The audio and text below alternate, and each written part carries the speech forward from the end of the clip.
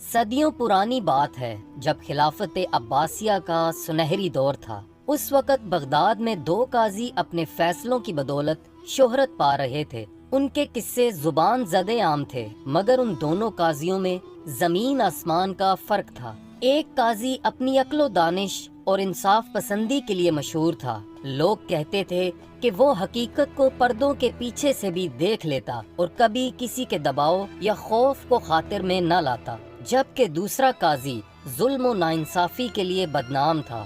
وہ طاقتوروں کا ساتھ دیتا اور کمزوروں کو پیس ڈالتا۔ ایک روز خلیفہ دربار لگائے بیٹھا تھا، چہرے سے فکر مندی کے آثار واضح تھے۔ ایک وزیر نے ہمت کر کے پوچھا، خلیفۃ المسلمین، کیا بات ہے؟ آج آپ کچھ پریشان نظر آتے ہیں۔ خلیفہ نے جواب دیا، بات یہ ہے کہ بغداد میں سزائیں نافذ کرنے والے دو قاضی مقرر ہیں۔ دونوں کا کام یہ ہے کہ وہ عدل سے کام لیں اور لوگوں کو انصاف فراہم کریں، مظلوموں کا ساتھ دیں اور ظالموں کا ہاتھ روکیں۔ لیکن لوگ ایک قاضی کی تعریف اور دوسرے پر لعنت ملامت کرتے ہیں۔ میں اس کا سبب معلوم کرنا چاہتا ہوں۔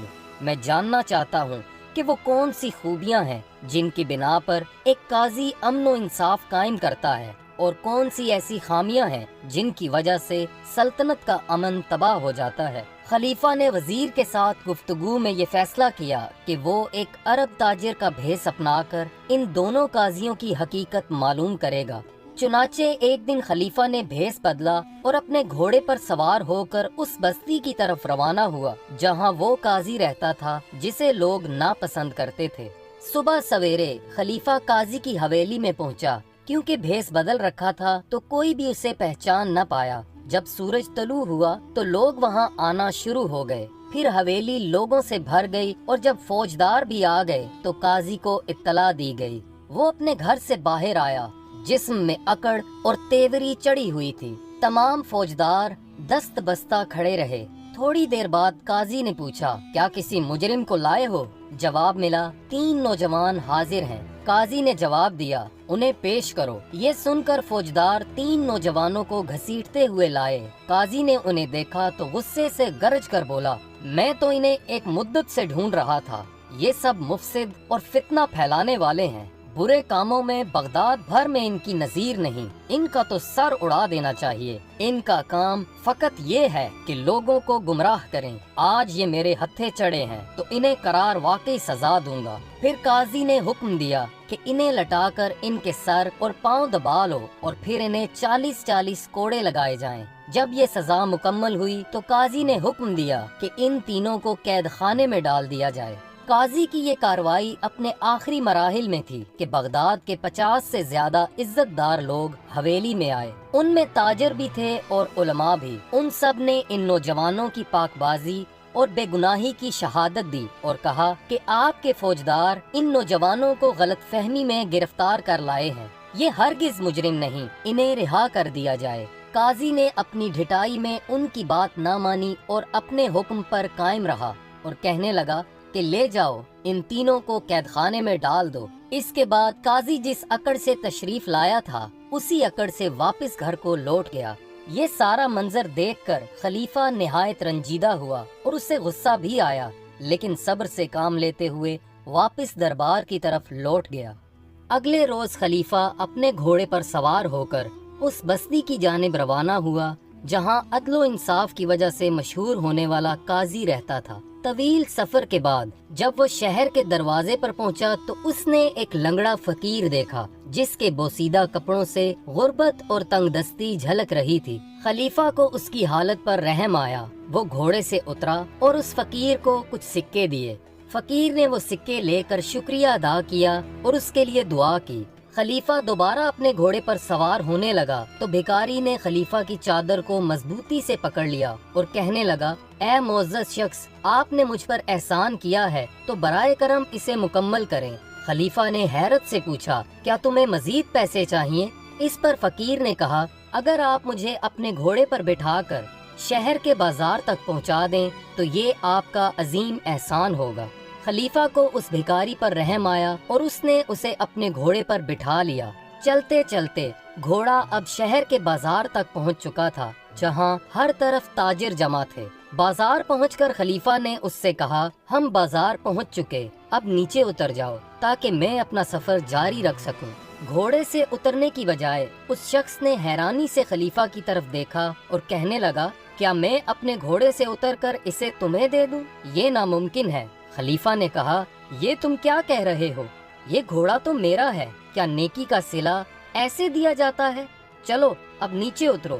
تب وہ شخص زور سے چلایا اور لوگوں کو سنانے لگا، لوگو، یہ شخص میری کمزوری کا فائدہ اٹھا کر میرا گھوڑا چرانا چاہتا ہے۔ اب لوگ وہاں جمع ہو گئے اور انہوں نے خلیفہ کو برا بھلا کہنا شروع کر دیا، کیونکہ ان کی نظر میں وہ ایک زبردستی کرنے والا شخص لگ رہا تھا جو اس مسکین شخص سے اس کا گھوڑا چھیننے کی کوشش کر رہا تھا۔ خلیفہ نے لوگوں کو یقین دلانے کی بھرپور کوشش کی کہ یہ گھوڑا اسی کا ہے اور قسمیں کھائیں، لیکن ایک شخص نے طنزیہ انداز میں کہا، تمام چور تمہاری طرح قسمیں ہی کھاتے ہیں۔ خلیفہ نے لوگوں کی کڑوی باتیں سنی لیکن خود کو قابو میں رکھا۔ پھر ایک شخص نے آگے بڑھ کر کہا، اگر تم دونوں گھوڑے پر جھگڑ رہے ہو تو قاضی کے پاس جاؤ، وہی اس مسئلے کا فیصلہ اور اصل مالک کا پتہ لگا سکتا ہے۔ خلیفہ نے کہا، میں قاضی کے پاس جانے کے لیے تیار ہوں، مجھے وہاں کا راستہ دکھاؤ۔ لنگڑے فقیر نے بھی فخریہ انداز میں کہا، میں بھی قاضی کے پاس جاؤں گا تاکہ وہ مجھے میرا گھوڑا واپس دلائے۔ اسے امید تھی کہ ایک فقیر کی بات قاضی بھی فوراً مان جائے گا۔ خلیفہ نے اب گھوڑے کو لے کر چلنا شروع کیا جبکہ فقیر اس کے پیچھے ہی بیٹھا ہوا تھا۔ بازار کے اختتام پر خلیفہ نے دیکھا کہ ایک گھی فروش نے ایک خریدار کا ہاتھ مضبوطی سے پکڑا ہوا تھا۔ خریدار کی مٹھی میں پیسے تھے اور اس نے مٹھی زور سے بند کر رکھی تھی۔ وہ درد سے چیخ رہا تھا جبکہ لوگ ان کے ارد گرد جمع تھے۔ لوگوں کو اپنے ارد گرد دیکھ کر خریدار چلایا، میرا ہاتھ چھوڑ دو، تم مجھے تکلیف دے رہے ہو۔ گھی فروش نے غصے سے کہا، میں تمہارا ہاتھ نہیں چھوڑوں گا جب تک کہ تم مجھے میرے پیسے واپس نہیں کرتے۔ خریدار نے درد سے چلاتے ہوئے کہا، یہ میرے پیسے ہیں، چھوڑ دو، میرا ہاتھ ٹوٹ جائے گا۔ خلیفہ اب آگے بڑھا اور ماجرا پوچھنے لگا۔ گھی فروش نے جواب دیا، یہ آدمی میرے پاس گھی خریدنے آیا تھا، میں نے اسے گھی کا ایک برتن بھر کر دیا، پھر اس نے مجھ سے 10 دینار کے سکوں کو چھوٹے سکوں میں بدلنے کا کہا۔ جب میں نے سکے کا تھیلا کھولا تو اس نے میرے سارے پیسے چھیننے کی کوشش کی اور بھاگنے لگا، لیکن میں نے اس کا ہاتھ پکڑ لیا۔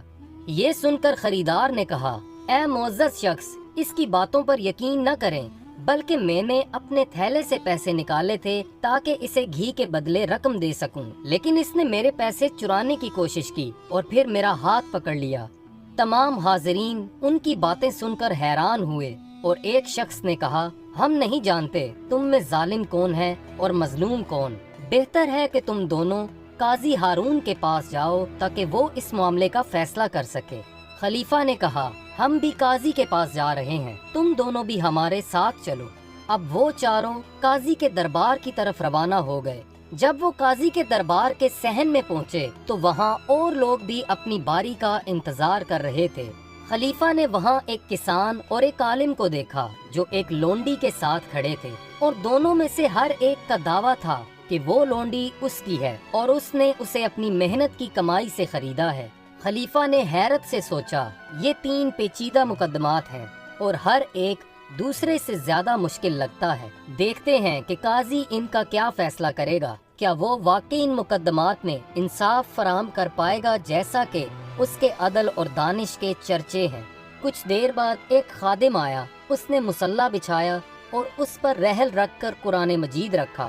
تھوڑی دیر بعد سزا نافذ کرنے والا بوڑھا قاضی اپنے گھر کے دروازے سے باہر آیا اور اس نے مصلی پر کھڑے ہو کر چند رکعت نوافل ادا کیے۔ اتنے میں لوگ بھی آنا شروع ہو گئے اور اچھا خاصا مجمع بن گیا۔ جب قاضی اپنے ورد اور وظیفوں سے فارغ ہوا تو اس نے لوگوں کی خدمت میں سلام عرض کیا۔ اسی لمحے قاضی کے دربار کا دربان نمودار ہوا اور بولا، جس کے پاس کوئی شکایت یا مسئلہ ہے وہ قاضی کے دربار میں پیش ہو جائے۔ سب سے پہلے عالم اور کسان جلدی سے لونڈی کے ساتھ قاضی کے دربار میں داخل ہوئے، پھر گھی فروش خریدار کا ہاتھ پکڑے ہوئے داخل ہوا اور آخر میں خلیفہ اور فقیر بھی دربار میں داخل ہوئے۔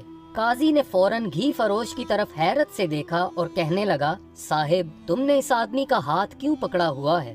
گھی فروش نے اپنی کہانی سنائی، جبکہ خریدار نے اعتراض کرنے کی کوشش کی۔ قاضی نے خریدار کو خاموش کرایا اور کہنے لگا کہ جب اس سے بات کرنے کو کہا جائے تب ہی بولے۔ جب گھی فروش نے اپنی بات مکمل کی تو قاضی نے اس سے پوچھا، کیا تمہارے پاس اپنے دعوے کے حق میں کوئی گواہ ہے؟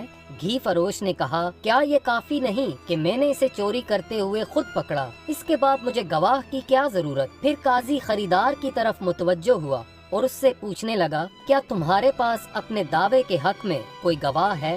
خریدار نے کہا، میرے پیسے میری مٹھی میں ہیں، کیا مجھے گواہوں کی ضرورت ہے؟ قاضی صاحب انصاف کہاں ہے؟ قاضی نے جواب میں کہا، تم دونوں اپنے پیسے میرے پاس چھوڑ دو اور کل آ کر اپنا فیصلہ سن لینا۔ گھی فروش اور خریدار نے پیسے قاضی کی میز پر رکھ دیے اور وہاں سے چلے گئے۔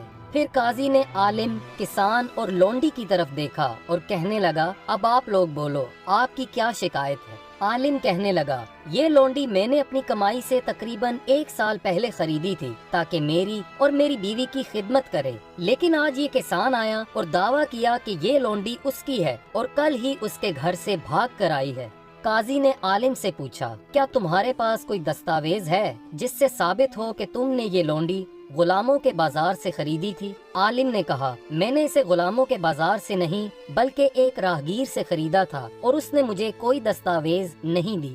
قاضی نے پھر پوچھا، کیا کوئی شخص ایسا ہے جو گواہی دے سکے کہ یہ لونڈی تمہاری ہے؟ عالم نے کہا، میری بیوی اس کی گواہی دے سکتی ہے۔ قاضی کہنے لگا، تمہاری بیوی کی گواہی معتبر نہیں ہوگی اور نہ ہی مانی جا سکتی ہے کیونکہ وہ تمہارے حق میں ہی گواہی دے گی۔ پھر قاضی کسان کی طرف متوجہ ہوا اور اس سے کہنے لگا، کیا تمہارے پاس کوئی دستاویز ہے جس سے ثابت ہو کہ یہ لونڈی تمہاری ملکیت ہے؟ کسان نے جواب دیا، میں نے بھی اسے ایک راہگیر سے خریدا تھا اور اس نے مجھے کوئی دستاویز نہیں دی۔ قاضی نے اس سے بھی پوچھا، کیا کوئی گواہ ہے جو یہ ثابت کر سکے کہ یہ لونڈی تمہاری ہے؟ کسان نے کہا، آپ اسی لونڈی سے پوچھ لیں۔ قاضی نے جواب دیا، لونڈی کی گواہی معتبر نہیں ہوگی کیونکہ وہ آزاد نہیں ہے، اور اگر معتبر ہوتی تب بھی ہمیں ایک نہیں بلکہ 2 گواہوں کی ضرورت ہے۔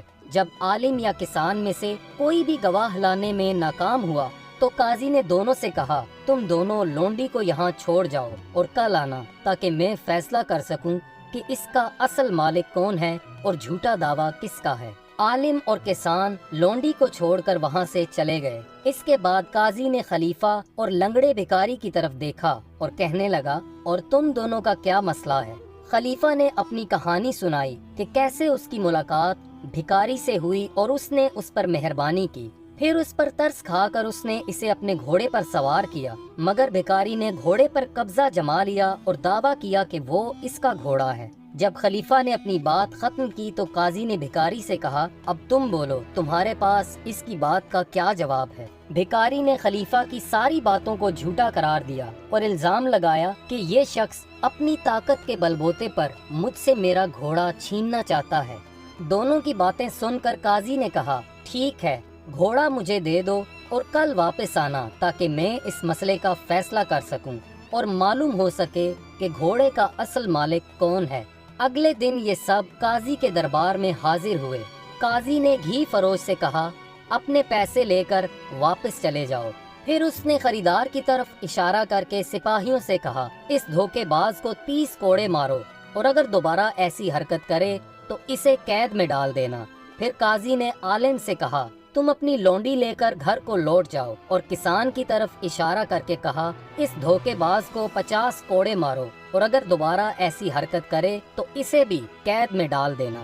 سپاہیوں نے خریدار اور کسان کو باہر لے جا کر کوڑے مارے۔ پھر قاضی نے خلیفہ اور بھکاری کی طرف دیکھ کر کہا، کیا تم اپنے گھوڑے کو 20 گھوڑوں میں پہچان سکتے ہو؟ خلیفہ نے کہا، جی ہاں، میں پہچان لوں گا۔ بھکاری نے بھی کہا، میں بھی اپنے گھوڑے کو 1000 گھوڑوں میں پہچان سکتا ہوں۔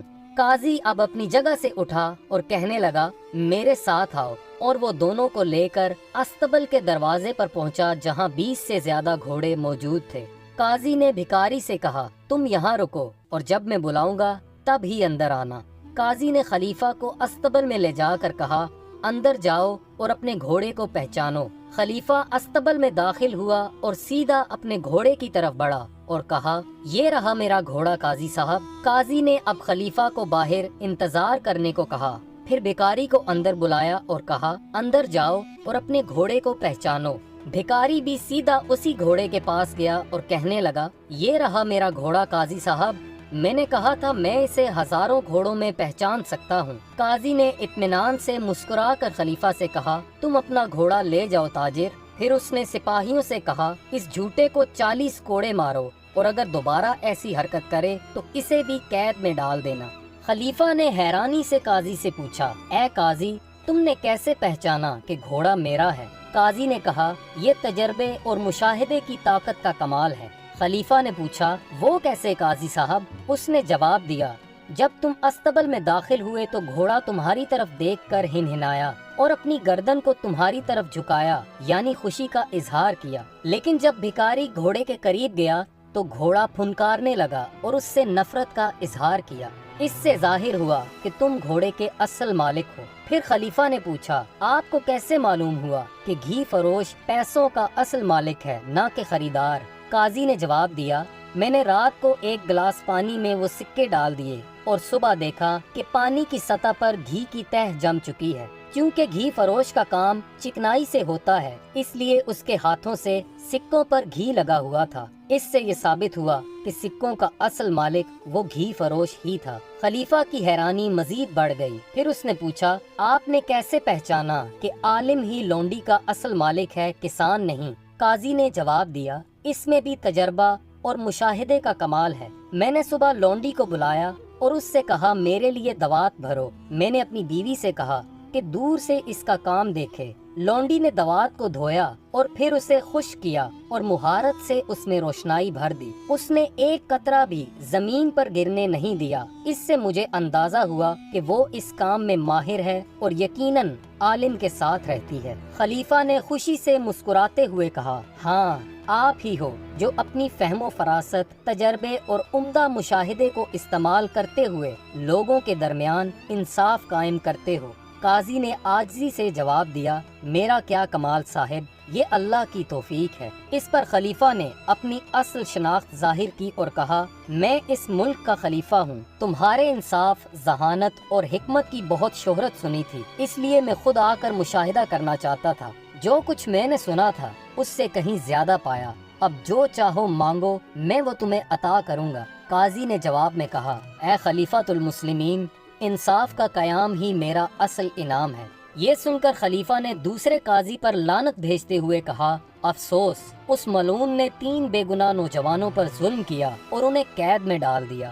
اس کے بعد خلیفہ فوراً وہاں سے رخصت ہوا اور دربار پہنچ کر حکم دیا کہ ظالم قاضی کو فوراً معزول کر دیا جائے اور تینوں بے گناہ نوجوانوں کو رہا کر دیا۔ پھر قاضی ہارون کے بارے میں کہا، اللہ کا شکر ہے کہ ایسا قاضی میری سلطنت میں موجود ہے۔ خلیفہ نے قاضی ہارون کے بارے میں حکم صادر فرمایا کہ معزول شدہ قاضی کا منصب بھی اسی کے حوالے کر کے اسے انعام اور رتبے سے نوازا جائے۔